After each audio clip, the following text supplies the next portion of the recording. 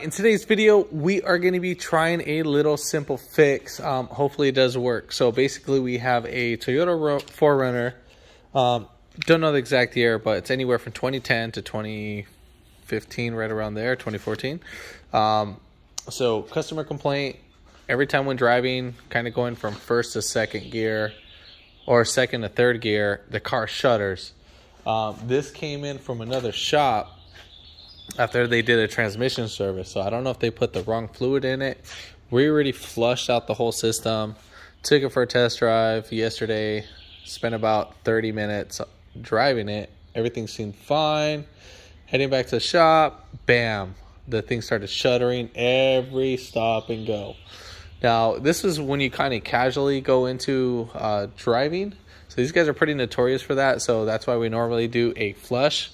So I know that the proper fluid is in there. So the Toyota WS tranny fluid should be in this one. I don't know what the other shop put into it, but I don't think they put the right fluid into it because it never had the problem prior to that. But then again, these guys are notorious for sticky valve bodies. But I mean, again, it never had that issue until this shop touched it. So I already flushed out everything. I already did it a couple of times. So we are going to try this guy. So these guys are pretty notorious to fix this. Now, I only use these until I know when after I flush the system. So if you already flushed the system and the fluid's all clean, then I would go ahead and use this guy. Now, if you didn't want to use this, like flush out the system, then I mean, you can skip to this step. I just did it that way so I know that the correct fluid's in there and so we don't potentially damage anything in the future. So next step, we're going to go ahead and lift up this vehicle because obviously the fill plug is in the transmission.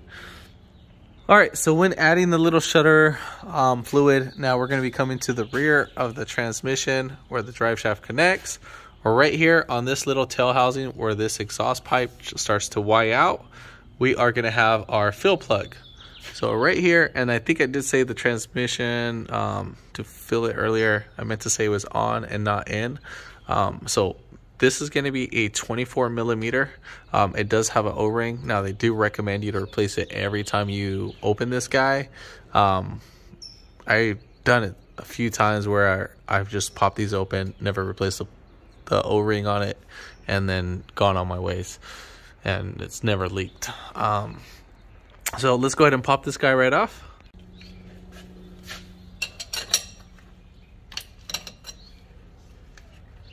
Now, when you are working around a exhaust that's pretty hot, be very careful. This car is obviously cold, so you don't want to burn yourself with the exhaust.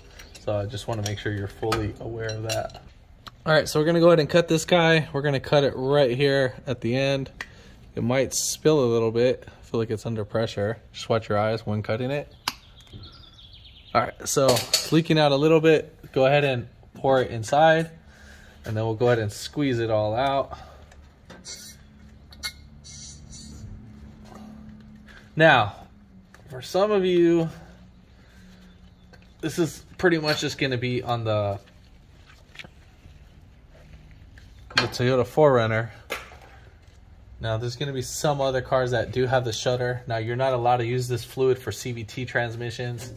Now, if you don't know if your car has CVT transmission, go ahead and find out what type of transmission. You can look at your auto parts store and see, you know, what type of fluid it takes, see if it takes a CVT transmission fluid, or when you're looking up to purchase a transmission, sometimes they'll tell you if it's CVT or not, or you can call the dealership and ask them yourself. All right, so we got this filled back up. We'll go ahead and tighten this down, whatever the torque specs are. Might be like around like 30 foot-pounds, I don't know. Not really too worried about it. All right, so now we're gonna get the car warmed up, and then we're gonna go from there. I'm gonna go ahead and take it for a test drive. I'm gonna go ahead and take it for a test drive, and then I'm gonna go from there. I'm gonna probably give it about 30 minutes driving, and then on my way back, I'm gonna do the same driving pattern on that, so we can actually get the best results. So hopefully it works out. I'm gonna have it idling for a few minutes before taking off, and then I'll go from there and I'll get back to the video. So hopefully that should fix the shuddering. So it's really bad, so it really tugs. All right, so did the product work? Yes, it did. Now, how long did it take for it to work? It took about, I want to say, an hour and a half to about 2 hours of driving. Now, I didn't drive on the freeway. I stayed in the city because that's when the shuddering would happen. So that's pretty much why I stayed in the city. So it was pretty much, I want to say, 30 miles of driving, going around the whole city, just driving around that 2 hours time. A lot of stop and go traffic. But in that meantime, product worked. I would recommend it. That was my first time using the product. So that did fix the shuddering. And then I drove another 30 minutes after the shuddering stopped, and I didn't get the shuddering. So did great, worked out like a charm. So yeah, recommend it. Try it out. And then if you do need to drain out fluid, you don't need to drain it out. Yeah, I wouldn't recommend to drain it out because you're only adding 2 ounces. Just make sure your fluid is topped off and all that. But hopefully this video helped out.